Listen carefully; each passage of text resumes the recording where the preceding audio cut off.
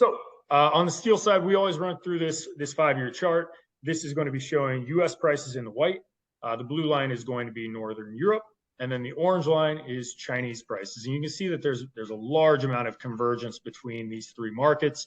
We are now, so this is the front month futures contract for steel prices. In reality, the CRU, which the CRU mostly sets the physical prices for North America, it's actually down at 663 right now. So it's a little off, but it's generally giving you the right idea on trend.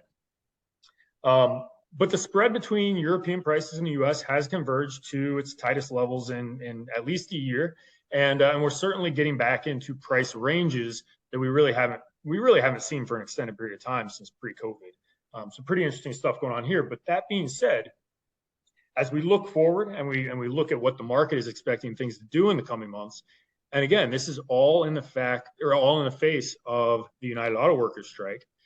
The expectation is that as we roll through the next few months, steel prices are expected to move higher, not just move higher by a little bit.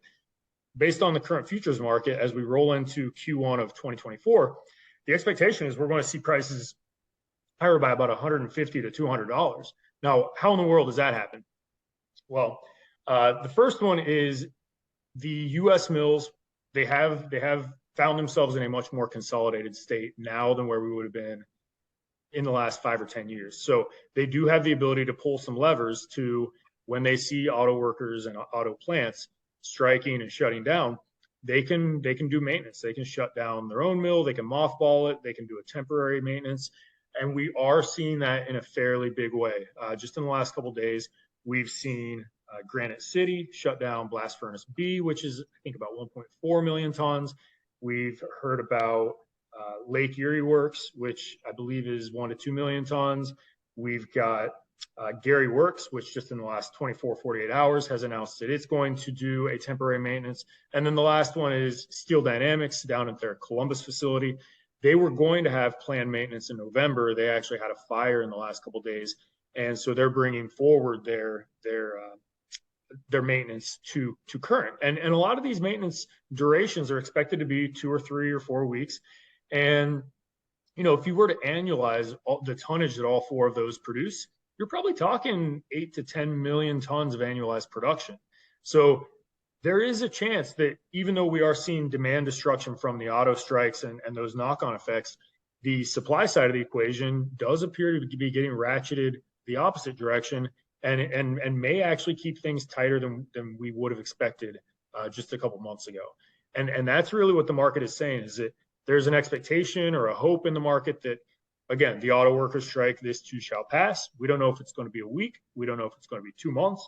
But at some point, the expectation is that, and I would say Ford is on the forefront of getting some negotiations done, and that may clear the way for this resolution. And if that happens, you may see a lot of bottom ticking or a lot of bottom feeding amongst consumers and service centers alike to say, hey, $650, $700, these are pretty good numbers.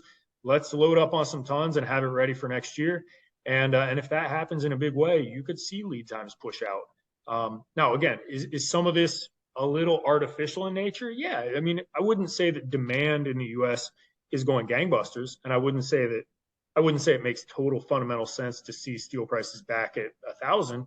But if domestic mills do a good job of keeping production constrained, and this next chart kind of shows a little bit of that, although it's not fully baked in yet, the U.S. mills can use their own production, rein that in, do idlings or mothballs or maintenance, and they can keep the market balanced better than maybe what we sometimes give them credit for.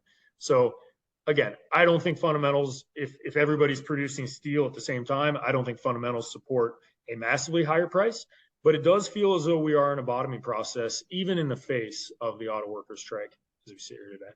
Yeah, I guess I never realized just how much, no pun intended, that the auto industry drove the steel market. I think Brian Crane said that pun last month, but I saw some estimate that the big 3 automakers consume a little over 400,000 short tons a month of steel. Does that seem accurate to you? Sounds right, and might even be a little light. Yeah, I mean, the auto industry in the United States is roughly 20 to 25% of end consumption of steel. And Yeah. for every car produced, you're talking about 1 ton of steel. So if we're running it, if we're run and this wouldn't just be the big three or sometimes what they call the Detroit three or the Michigan three. Michigan three. If you just look across all the auto industry and you assume seasonally adjusted auto sales, I think are right around 15.5.